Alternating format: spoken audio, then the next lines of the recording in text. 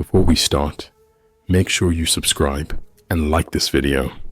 I'm a psychic, and I think one of my clients is using me to bring something into this life that doesn't belong. I've been seeing Mr. Howard for 2 months. He'd come in every day if I let him, but it takes a lot out of me. Too much. He creeps me out. I want to stop seeing him, but the money he pays is ridiculous. Times are hard. This is how it works. We sit at the table in my room, and I'm given an article from a loved one that someone would like to speak with. Sometimes it works. Sometimes it doesn't. Spirits aren't coaxed into returning to this life and using a psychic as a vessel. It's more like a trap I have to set. Once I have a hold of them, they're able to use my eyes and my voice. Nothing else. I won't allow that. I have a timer. 4 minutes is all they get. Any more than that, and I start to fade into them as they fade more into me. And then madness. I'm not present for the conversations. I'm in a dark corner of my mind until the timer goes off. My body is trained to wake my mind. Mr. Howard is in his 80s, hunched over and pushing an oxygen tank. He always has a small square of clothing with him, always the same size, taken from clothing of his lost loved ones. He always has a small envelope as well. Since he's been coming in, things have been happening to me.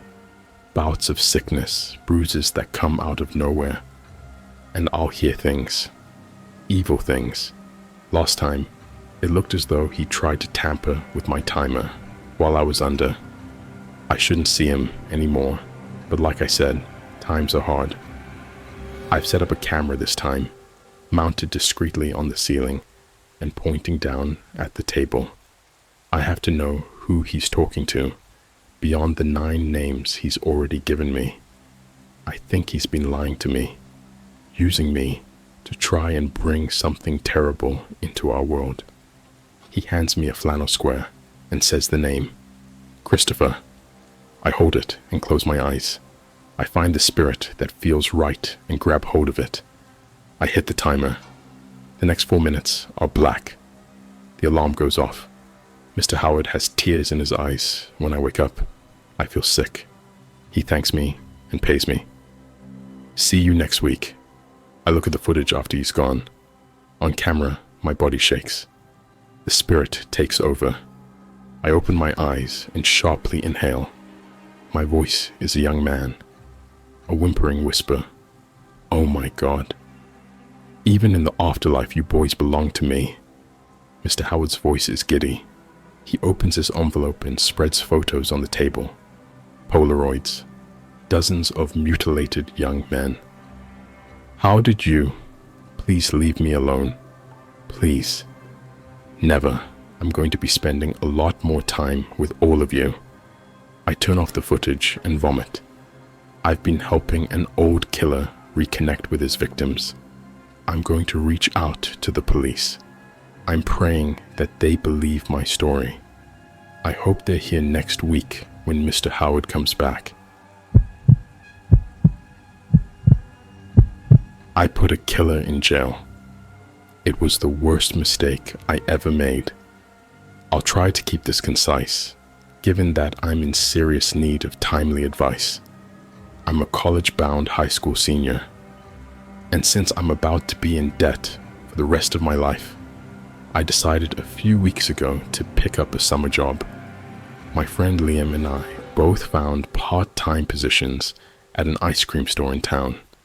Not the best paying job, but our schedules were flexible, and given the popularity, or lack thereof, of the shop, we basically got to sit on our asses all day and play video games on Liam's Steam Deck.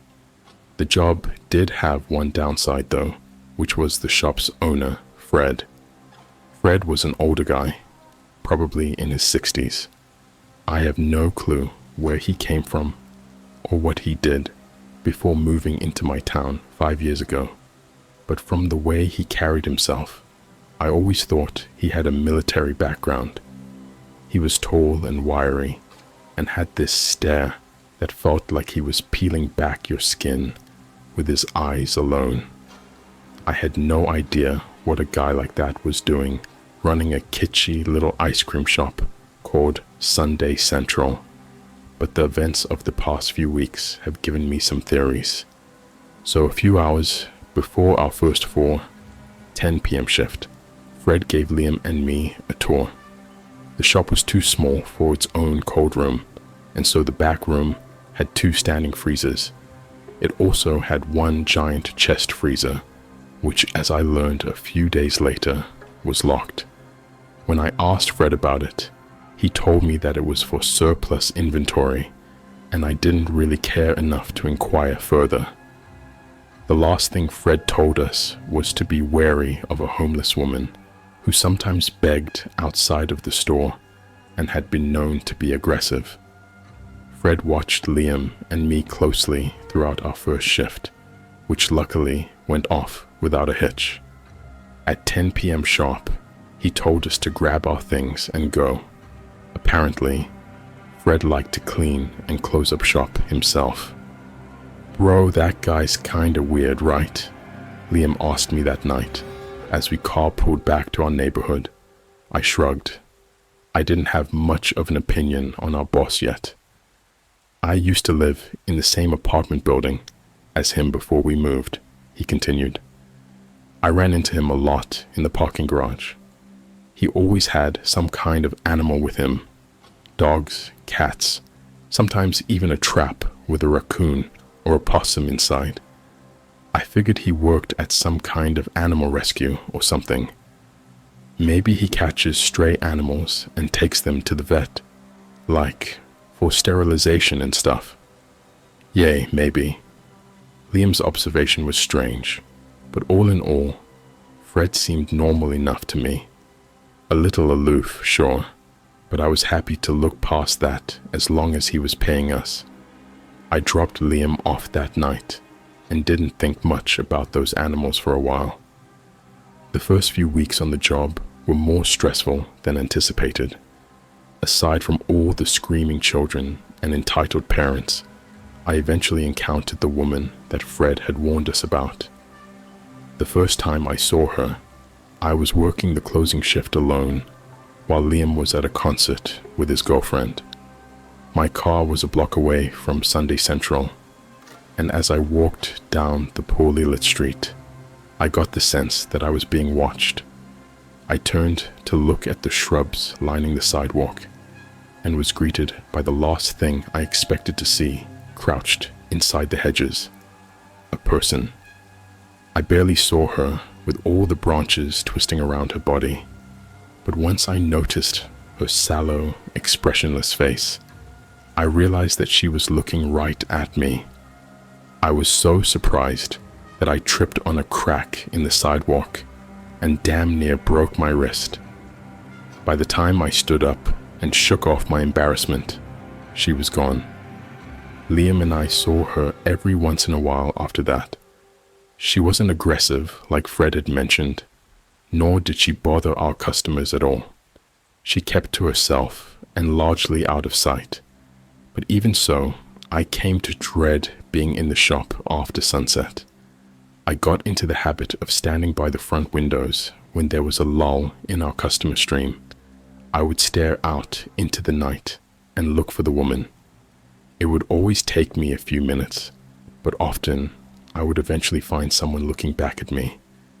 She was always partially obscured, either by trees or street lamps or dumpsters. It felt like she was playing a game with me, like some kind of demented Where's Waldo. On the nights where I didn't find her, I always wondered if she hadn't paid us a visit, or if I simply hadn't looked hard enough. 1 week ago, as soon as I pulled into my driveway after work, I realized that I had left my wallet in my work locker.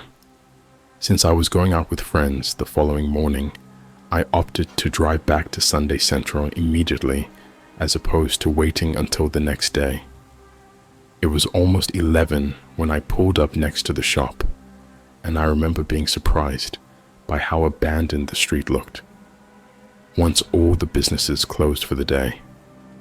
Only when I exited my car did I realize that the shop would probably be locked up. Sure enough, the front door handle didn't budge. I decided to try the back door before I gave up entirely. I rounded the building and approached our back door, and to my delight, I found that it was unlocked. At that point, I was too relieved to consider how strange that was. I opened the door and slipped through, turning my phone flashlight on so that I could navigate in the dark. Sunday Central is set up like this. Most of the building is occupied by a large room that holds the serving counter and dining area for the customers. Behind the serving counter is a hallway that leads to the back door to the shop. On one side of the hallway is the bathroom and break room, and on the other side is the freezer room. Once I entered through the back door, I turned into the break room. For some reason, I didn't want to turn on the lights. If the back door was unlocked, then Fred might still be around somewhere, and the thought of running into him in the middle of the night gave me the creeps. I just wanted to grab my wallet and slip back out as quickly as I could. Luckily, my wallet was exactly where I thought I'd left it. I grabbed it, put it in my pocket, and was just about to leave before I heard the back door open. Shit, I thought.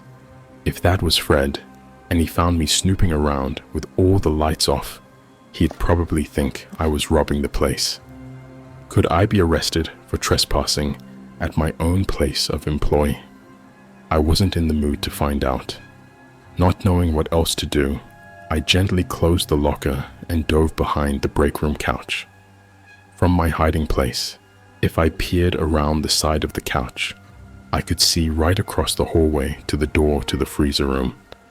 The hallway lights clicked on, and footsteps echoed through the quiet shop as Fred ambled into view. He looked tired, his expression downcast, and his gait slow. He was wearing a clear plastic poncho, which I found strange, but any thoughts I might have had on his attire, I immediately forgot when I saw what he was dragging across the floor behind him. It was a body, a woman's body, nude and either unconscious or dead. Fred was holding her, by the hair, in one of his gloved hands. He pushed open the door to the freezer room and turned on the lights, and immediately I could tell he was holding a corpse by the hue of its skin and the rigidity of its limbs. I bit back a gasp as I watched him drag it into the room. Just after he crossed the threshold, part of the corpse's scalp detached from its skull. It fell from his grasp, flopping onto the floor with a thud, leaving Fred holding a fistful of long brunette hair. He cursed to himself, turning around and leaning over to pick up the body. I ducked behind the couch, watching his feet through the small gap between the couch and the floor. His hand stilled on the corpse's neck, and I figured he'd just noticed the open door to the break room. I held my breath, praying he'd let it go, but instead he straightened and stepped over the body. I watched his shoes cross the hallway, coming to a stop in the doorway. He reached inside and switched on the lights. I readied myself for a fight, figuring that if I couldn't incapacitate Fred, maybe I could at least injure him badly enough that he'd be a suspect when people realized I'd disappeared. Luckily for me, it never came to that. A small, barely audible knock sounded through the quiet shop, and Fred reacted immediately. He turned his attention back towards the corpse, picking it up off of the floor and making his way towards the front of the store. As soon as he was out of sight, I crawled out from behind the couch. I looked down the hallway in both directions, and when I didn't see Fred, I bolted for the back door. I ran to my car like my life depended on it, which, as far as I knew, it did. I drove straight to the police station to file a report. I probably should have waited to get my thoughts in order, but I was so hopped up on adrenaline that I barged right in and gave what was probably a completely incoherent account of my night. Understandably, the officers didn't seem to believe me at first, but the more questions they asked, the more seriously they took my story. I'm sure that dropping the name Frederick Braun helped my case. Liam wasn't the only one who thought Fred was a little off. He'd long been something of an outsider in our town, and it's likely because of his reputation that the police agreed to investigate the scene. They found 7 corpses in Sunday Central, though none belonged to a human. Squished together in the locked chest freezer were 2 cats, a raccoon, a coyote, and 3 dogs, one of which I recognized as a neighbor's pet from lost posters I'd seen stapled to telephone poles. The discovery sent the town into an uproar. Fred was arrested the following morning, and needless to say, our ice cream shop was shut down. The police said they'd do some DNA testing on the crime scene to identify the woman I saw. Of course, I was happy that something was being done, but I didn't have high hopes for our tiny, underfunded police department. At least I could rest easy knowing I'd helped to put a criminal in jail, even though I got the sense there was more to the story. Fred was arrested 6 days ago. 3 days after the incident, Liam and I were driving home from a friend's house across town. Our route took us past Sunday Central, and Liam slowed down to gawk at the yellow tape adorning our former workplace. Only when we were a few buildings away did I notice a person standing on the street across from Sunday Central. "Dude, holy shit," I said, pointing to the figure. "It's that woman." When Liam saw her, he did just about the last thing I wanted him to do and pulled over right in front of her. He came to a stop, and despite my protests, rolled down my window to talk to her. The woman was standing on the sidewalk, maybe 2 feet away from the passenger's side door. I shrunk back in my seat, horrified by the prospect that she could reach right through the open window if she wanted to. "Hey, lady," Liam said, "we're closed."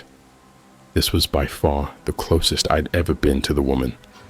At a glance, she was pretty normal looking. Pale skin, dark hair, brown eyes. Or were they brown? Her irises looked faintly reddish in the poor lighting, maybe the result of some kind of infection. She was wearing a nondescript black dress that seemed too pristine for someone I assumed had been living on the street. She didn't look at us when we pulled up next to her, didn't move a muscle. In all the times I'd noticed her staring at me, had I ever seen her move? "Hello?" Liam continued. "No ice cream today, or tomorrow, or ever, probably. Our boss might have been a serial killer. You hear anything about that?" He elbowed my arm like he was trying to get me in on the joke, but I barely registered his words. I couldn't look away from the woman's face, which before my eyes seemed to shift. I'm not exactly sure what I saw or how best to describe it. Have you ever stared into a mirror in a dimly lit room? If you stare at your face long enough, your brain starts playing tricks on you. Your features start to distort. You start seeing someone else, a family member, a stranger, something different, something wrong. That's the best analogy I can give for what I felt in the moment. All of a sudden, I got the sense that the person I was looking at wasn't a person at all. The woman's eyes flicked from the storefront to Liam's face. "Dude, drive," I said, reaching out to roll up the window. "But, drive," I practically screamed right into his face. Grumbling, Liam slammed on the gas and took us screeching down the road. I turned in my seat to watch the woman as we left. She didn't move an inch all the while. Call me a coward if you want, but between that encounter and what I'd witnessed at Sunday Central, I haven't been eager to leave my house for the past few days. Even now, as I write this, the memory of that woman makes me feel ill. I've never, in my entire life, seen something so uncanny, and the fact that Liam didn't notice anything made me feel like I was losing it. I mean, I had just seen my boss dragging someone's dead body across the floor of an ice cream shop. Some degree of paranoia wouldn't be all that out of the question. For the past few days, I've been staying at home with my grandma, playing cards with her, and keeping an eye on the news. It took days for the police to make any headway on the Frederick Braun case, but yesterday morning they seemed to have finally made a breakthrough. From a strand of hair left on the floor at Sunday Central, they were able to identify the body I'd seen as 34-year-old Alicia Winters. The only problem? Alicia Winters died 4 days before the incident. She'd been involved in a fatal car crash and was 6 feet underground in our town cemetery, or at least she should have been. When police exhumed her grave, they found an empty casket. Alicia's grave wasn't the only one that had been disturbed. Investigative efforts turned fully towards the cemetery, where it was found that several other graves had fallen victim to unauthorized disinterment. At the time of writing this, they've found 8 empty caskets, and I have a feeling that the number will continue to rise. I had trouble wrapping my head around the news. What motive could Frederick possibly have had for killing those animals and stealing those corpses? How long has all of this been going on? And maybe the most important question of all, where were the corpses? I got a phone call last night. I'd already passed out in front of the TV and was awoken by my cell phone vibrating in my pocket. It was 4 a.m. when I picked up Liam's call. "Hello?" I asked groggily. She's at my bedroom window." I sat bolt upright. "Who?" I asked, though deep down I already knew. "I just woke up and she's just standing outside. You have to call the police. Are your parents there?" "My parents and sister." His voice was shaky and small. I've never seen a person with teeth like this. "Liam, you gotta call the police, man. Wake up your parents and call the police right now." He sucked in a sharp breath. "Okay, yeah. I'll call the police. Text me when they get there, okay?" "I will." He hung up after that, and I was alone in the quiet dark again. I don't know what I was thinking. I shouldn't have let him go. I should have called the police on his behalf. Instead, I waited for a text that never came. For hours, I sat on the couch, looking at my reflection in the TV screen in front of me, watching my face distort into something foreign, something inhuman. In the morning, the light streaming in through the living room windows broke me out of my trance. I forced myself to get up and get in the car, and I drove like a maniac to Liam's house. We were such good friends, you know. I had my own set of keys to his place. His parents joked that I was their second son. The adult human skeleton has 206 bones. I found maybe 40 of them, vertebrae splintered and stuck in his mattress. Half a rib cage discarded on his floor. Something long, maybe a femur or a tibia, embedded in his wall.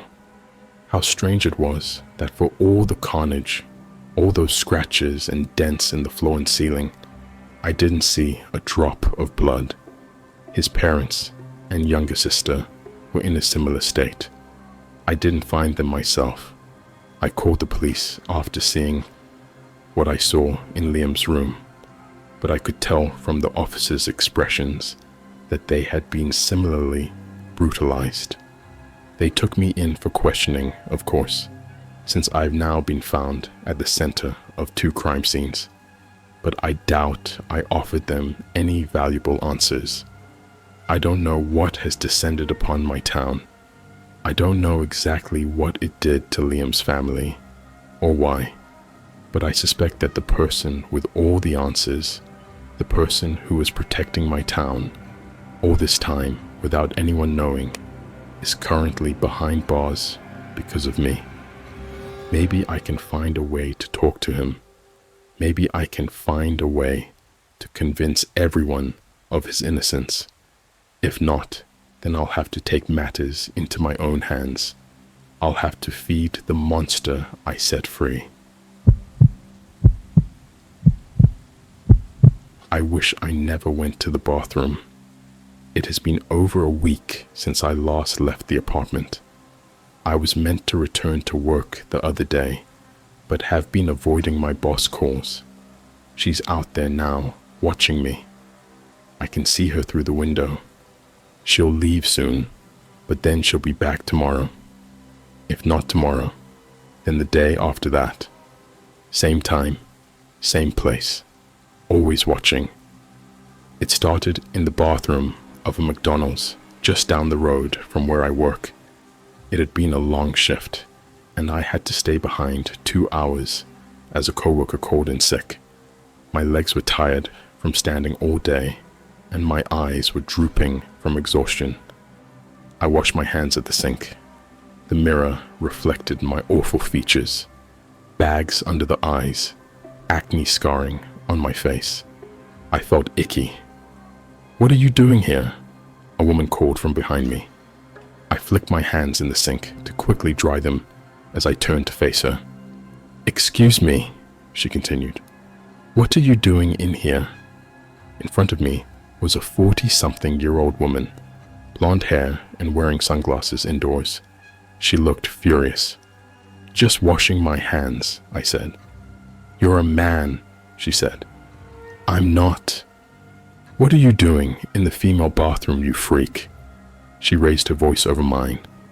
"I'm just using the toilet." The woman pulled out her phone and presumably started recording me. This pervert is in the ladies' bathroom checking on women. I lifted my hand up to block my face from the camera and walked brusquely out into the restaurant. I could hear the woman's heavy footfalls trail behind me. "Look at this groomer walking off now he's been called out," she said. I walked up to the front counter. No doubt she was there too. A member of staff was standing there, putting an order together. "Hey," I leaned over. "Can you stop her?" "Oh yeah, call the cops. We'll see what they have to say when they arrive," she said behind me.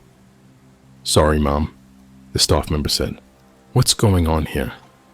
"I don't know," I said. "I'm just trying to use the bathroom and she's harassing me." "Go on, call them. They'll kick this freak out." "Mom," the worker said to her, "I'm going to have to ask you to stop or leave." "Stop what?" she said. "I'm just calling out this pedophile so they'll stop creeping on little girls." The worker sighed. "I'll just call the cops." "Yeah, they'll get this sicko out of here," she said. I sighed. "You know what? I'll just go." "Are you sure, Mom?" the worker said. "Mom?" the woman said. "That's a dude." "Yeah, I just needed the toilet anyway," I said. "I don't want to make a fuss." "Run away," she said. "Run away like the freak you are." Apart from the shouting woman, the place was completely silent as every bystander watched the situation unfold. I pulled my hoodie over my head and walked out the building as fast as I could. She followed. I walked across the McDonald's parking lot, over to the supermarket next to me, where I parked my car. The entire time, the heckler followed me, her phone still up and recording. I tried to ignore her as she kept screaming absurd shit over and over. It didn't take long to make it back to the car. I jumped in and locked the door. The woman pulled the handle as soon as it clicked. Luckily, she was too slow. My hands choked the wheel as the adrenaline started to fade. I didn't realize how fast my heart was beating until it began to slow. She stood outside the window, still filming and shouting her obscenities as I got control of my breathing. After a minute, I started the car and reversed out of the space. She followed, still recording from the window. Once on the road, I put it into drive and sped out of the parking lot. I saw her standing in the rear view mirror, phone in hand, still screaming. A day later, the experience still left a mark on me. I dreamed about it overnight. Her face was vivid in my mind. All day, I was filled with regret that I didn't let the police take care of it and hopefully get the woman taken away. Everything I didn't say to her floated in my head. I noticed it first when I took my dog out for a walk. A banged up blue Chevrolet, must have been from the 70s. The paint was peeling, replaced with rust. I didn't get a good look in from across the street. The glare from the sun was too strong, but it left an impression on me. I'd never seen a vehicle so distinct on this street before. Throughout the day, I kept looking out the window. The car was still there, down the road. I couldn't make out any features from the distance, but there was someone sitting in the driver's seat. It was freaking me out. I closed all the blinds in my apartment and tried to put it out of my mind for the time being. I was working the next day. It was at a cafe franchise in the same complex as the McDonald's. Most of my shift was spent making coffee and wiping down tables. The same old shit every day. Customers ranged from okay to horrible. I was just happy to get a paycheck. We closed later than most, cafes at around 10 p.m., though we were usually out of there by 10:45 p.m. I noticed it when mopping the front of house. It wasn't so easy to see in the dark of night, but there was a blue Chevrolet, same model, same rusted coat, in the parking lot just outside the store. Again, I couldn't see the person sitting in the driver's seat, so I wandered out back and checked the cameras. Also not good enough, even when zoomed in. My coworker kept asking if I was okay. Even though he tried to hide it, he was clearly annoyed that I was slowing down the close for no reason. I got on with mopping, but kept my eye on the parking lot. By the time we got out, the car was gone. It was back outside the apartment the next day. The car would arrive at around 10 a.m. and leave at 9 p.m. A few times throughout the day, it would leave and then come back an hour or so later. I could see the person sitting there for hours and hours, but I didn't want to confront them out of fear of what they might do. When I went in for my next shift, my co-workers were all staring at me. I greeted them with a good afternoon, but everyone returned it with a harsh glare. As I was stuffing my bag into a locker in the back office, the store phone began ringing. My other co-worker in the back quickly shuffled out of there, ignoring the ringing. After a couple of seconds, it stopped. I closed the locker and put the key into my trouser pocket. The phone began ringing again. No one from front came out back. It was company policy that the phone must be picked up. But I wasn't to start my shift for another 5 minutes. I sat down at the office and listened to it ring until it eventually stopped. 10 seconds hadn't passed before the phone started to ring again. I picked it up. No caller ID was displayed on the screen. "You've reached... Who is this? a woman's voice commanded on the other end. Is this Amy? I was shocked into silence for a moment. How do you know me? What's your real name? What? You need to stop playing dress up. It doesn't suit you well. Who is this? I looked at the monitor and saw the blue Chevrolet parked outside. Is that you following me? I asked. Stop pretending to be a woman, then I'll leave you alone. She hung up. I watched the Chevrolet pull out of the space and exit the parking lot on the monitor. I didn't see her again all day. When I got home after closing, a notification appeared from Facebook Messenger. It was a random account, no photo, fake name, requesting to DM me. I opened their request.